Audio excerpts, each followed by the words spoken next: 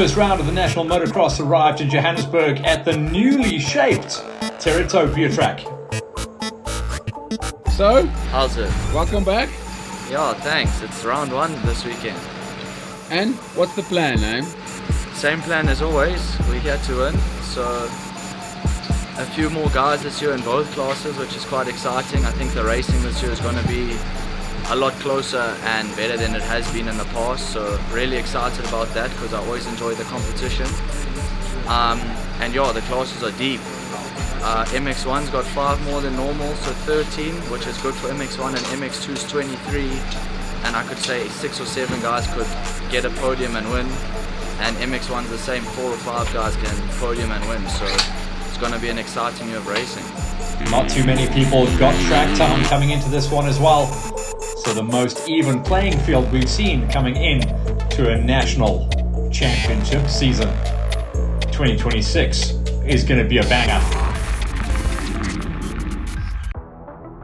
We'll start things off with the MX125's heat number 1. 21 riders ready to rip the bars off. The whole shot was going to be key, and as always, some of the whole shot superstars, Frosty, Valsecchi, and Visa, were going to be the runners at the front. High School 125s is looking super strong in the 2026 season. Valsecchi is looking stronger than the rest of them, leaving the rest of the chasing pack to pick up the pieces. Valsecchi put on an absolute masterclass. Duro, he got clear air and was running second, leaving the 2 Yamahas of Frosty and Martin to dice for the 3 spot. Valsecchi had that 125 singing beautiful notes out there next to the highway. The Terra Topia track was delivering the goods. Valsecchi, though, was on another planet as he hammered the field. But it was Duro who was a big surprise package in the 2 spot. Old Bully and 125s are still got it.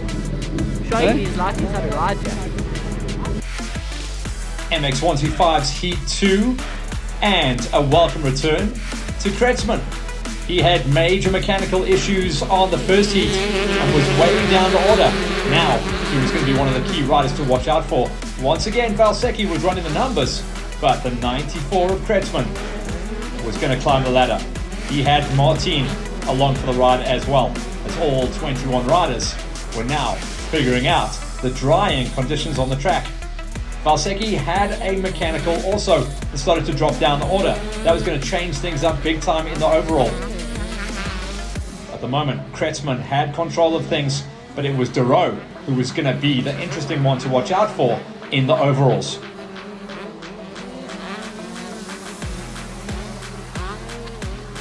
Kretsman was running the numbers, but Caden Visa on the 315, who had come off a 6th place finish in heat number 1, was very well placed to get himself up there and bang some major overall points. But Duro was just ahead of him in the 2 spot. Duro was on the numbers to try and claim his first ever 125 MX overall at the event. We also saw the Dwaba come on good. He'd come off an 8th place in heat number 1 and was on for a top 5 finish potentially. Blakey and Frosty had a big banging war, the bros fighting for 7th place, but at the flag it was Kretsman and Duro. And Duro went 2 for 2 to take the overall. Duro taking the win then, Visa rocking and rolling to a 2 spot, and Valsecchi good enough for 3rd place. This will be a wild championship. MX2s now, and always a strong gate. Lots of moving and shaking in the off-season as well, with a couple of riders on different flavoured machinery, and a couple of international superstars coming back to take on the most popular gate in SA Motocross. MX2, heat number 1, and the all-important whole shot, bar banging to the maximum. And Cox, Trey Cox, delivered the goods himself.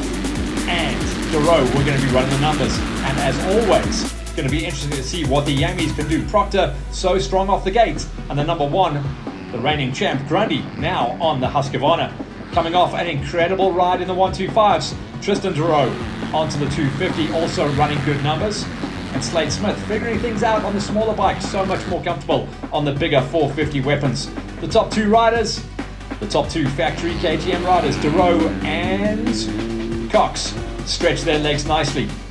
Proctor, who can run pace good in the early stages, but has a problem sometimes fading backwards, was going to have his hands full of some very big swinging talents very, very soon.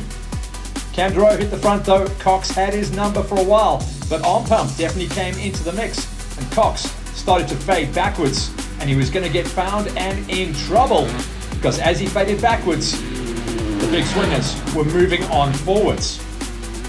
The reigning champ Grundy was finding some good numbers. All the Yami boys were trying to find their pace. Johnson, Cardi trying to break their way inside the top 10, but at the flag, it was Duro once again by 4 seconds ahead of Slade Smith. MX2 Heat 2, and for the first overall of the season.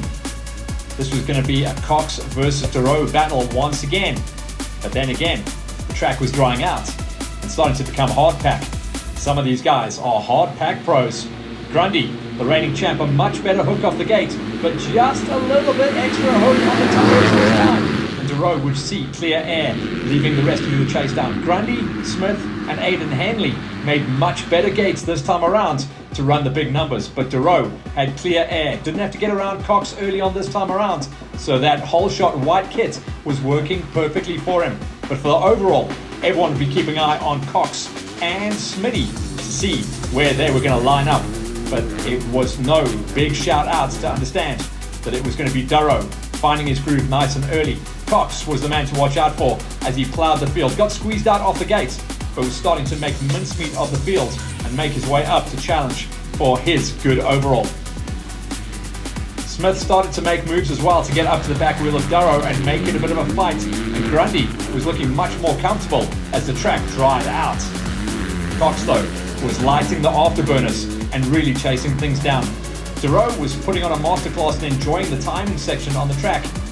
Grundy in the 2 spots, and absolutely mad moves and lines coming in for Cox. He didn't want to give away the chance of the overall and quickly got around the reigning champion, and it went orange, back to where they were at the finish line at the end of heat number 1. Duro ahead of Cox once again. But Grundy was looking in much better shape. The battle was going to see who was going to be able to walk away with the podiums. Duro, Cox, Proctor good enough for the 3 spots. Slade Smith faded down to number 4.